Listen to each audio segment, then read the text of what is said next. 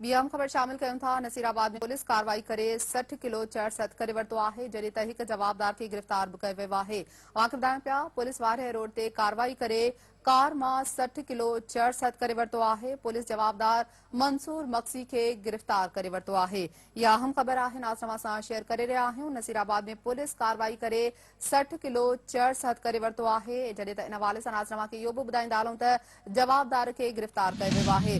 Police वारे road ते कार्रवाई करे कार मां 60 किलो चर्स हथ करे वरितो आहे। पुलिस जवाबदार मंसूर मक्सी खे गिरफ़्तार पिण करे वरितो आहे। ब्रेकिंग न्यूज़ नाज़रीन सां शेयर कयूं पिया नसीराबाद मां, जिते पुलिस पारां कार्रवाई कई वई आहे। कार्रवाई जे नतीजे में 60 किलो चर्स हथ कयो वियो आहे, जॾहिं त हिक जवाबदार खे गिरफ़्तार बि कयो वियो आहे। वधीक नाज़रीन खे ॿुधाईंदा हलूं त पुलिस वारे रोड ते हीअ कार्रवाई कई आहे, जंहिंजे नतीजे में 60 किलो चर्स हथ कयो वियो आहे। पुलिस जवाबदार मंसूर मक्सी खे गिरफ़्तार करे वरितो आहे।